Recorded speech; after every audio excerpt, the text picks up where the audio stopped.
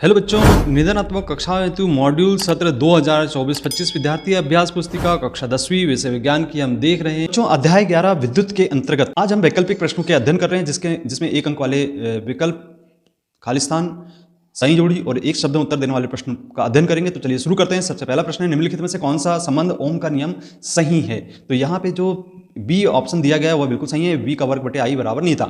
इसका दूसरा है, एमीटर के को परिपथ में सदा कैसे संयोजित किया जाता है? तो इसका आंसर देंगे बच्चों श्रेणी क्रम में। इसके बाद प्रतिरोधक का मात्रक होता है, तो इसका आंसर देंगे बच्चों ओम होता है, तो ये इसमें ओम लिख देंगे। चौथा प्रश्न, जिसमें 50 वाट और 250 वोल्ट के एक लैंप में प्रभावित विद्युत का मान होता है, तो इसमें लिखेंगे बच्चों 0.2 एम्पियर। अगला प्रश्न है बच्चों यहाँ पे 5वें नंबर का, यदि विभवांतर को वोल्ट में तथा धारा को एम्पियर में मापे तो शक्ति का मात्रक होगा। तो यहाँ पे शक्ति का मात्रक होता है वोल्ट एम्पियर।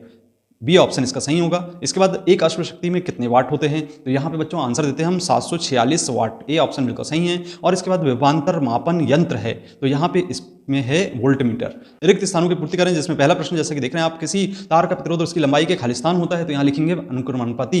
दूसरा है, एक आदर्श अमीटर का प्रतिरोध खालिस्तान होता है, तो यहाँ लिखेंगे 0। तीसरा है, फ्यूज को किसी संयंत्र के साथ खालिस्तान क्रम में जोड़ा जाता है, तो यहाँ श्रेणी क्रम में जोड़ा जाता है, लिखेंगे। अधिक विभवांतर प्राप्त करने के लिए सेलों को खालिस्तान क्रम में जोड़ते हैं, तो श्रेणी क्रम में जोड़ते हैं। और घरों में सभी विद्युत उपकरण खालिस्तान क्रम में जोड़े जाते हैं, तो यहाँ पे लिखेंगे बच्चों समांतर क्रम में जोड़े जाते हैं। बच्चों चलिए प्रश्न क्रमांक 3 देखते हैं, जिसमें सही जोड़ी हमें बनाना है, इसको मिलाना है। तो यहाँ पे हम मिलान करते हैं, विद्युत धारा को हम मिलान कर दें एम्पियर के द्वारा, और प्रतिरोध को हम कर दें ओम के द्वारा, और इसके बाद प्रतिरोधकता इसको हम मिला दें ओम मीटर के द्वारा, और विभवांतर को हम मिला दें वोल्ट के द्वारा, और विद्युत शक्ति को हम वाट के रूप में मिला दें। इस तरीके से हमने सही जोड़ी बना देंगे। अब आइए प्रश्न में एक शब्द या एक वाक्य में उत्तर देने वाले प्रश्नों का अध्ययन करें, जिसमें सबसे पहला प्रश्न है कि विभवांतर धारा और प्रतिरोध में संबंध लिखिए। तो यहाँ पे होता है बच्चों V बराबर I इंटू आर। दूसरा है, 3 प्रतिरोधक को श्रेणी क्रम में संयोजित करने पर उनके तुल्य प्रतिरोध का संबंध लिखिए। तो यहाँ बच्चों हम लिखते हैं R बराबर R1 plus R2 plus R3, इस तरीके से संयोजित कर देंगे। तीसरा प्रश्न बच्चों, 3 प्रतिरोधकों के पार्श्व क्रम, अर्थात यहाँ पे हमें समांतर क्रम में संयोजन में उनके तुल्य प्रतिरोध का संबंध लिखना है, तो इसका मतलब है कि समांतर क्रम संयोजन की बात हो रही है। इसमें हम लिखेंगे 1/R बराबर 1/R1 plus 1/R2 plus 1/R3, इस तरीके से इसका आंसर देंगे बच्चों। प्रश्न क्रमांक 4, जिसमें लिखा है आवेश और विद्युत धारा में संबंध, क्या संबंध है इसका सूत्र लिखना है। तो इसे कुछ इस तरीके से लिखा जा सकता है, यहाँ पे लिखेंगे हम I बराबर Q/T के रूप में।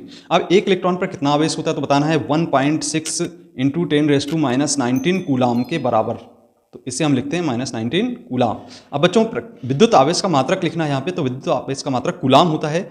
7वां प्रश्न, एकांक आवेश को किसी परिपथ के एक बिंदु से दूसरे बिंदु तक ले जाने में किए गए कार्य को क्या कहते हैं? तो यहाँ इसको कहते हैं विभवांतर। 8वां प्रश्न, किसी परिपथ में बहने वाली विद्युत धारा को नियंत्रित करने वाले अवयव को क्या कहते हैं? तो यहाँ लिखेंगे हम धारा नियंत्रक। और 9वां प्रश्न है, किसी परिपथ में संयोजित तार की लंबाई को खींचकर दोगुना कर देते तो एमीटर का पाठ्यांक कितने गुना हो जाएगा? तो इसका आंसर होगा 1/4। 10वां प्रश्न है, विद्युत संचरण के लिए प्रायः किन 2 धातुओं के तारों का उपयोग किया जाता है? तो यहाँ लिखेंगे तांबा एवं एल्यूमिनियम। तो बच्चों ये थे 1 अंक वाले वैकल्पिक प्रश्न, जिसका अध्ययन आपको करना है। यदि आपको वीडियो पसंद आता है तो वीडियो को लाइक करें, अपने मित्रों को शेयर करें। अभी तक आपने चैनल को सब्सक्राइब नहीं किया तो सब्सक्राइब करें। मिलते हैं अगली वीडियो में, धन्यवाद।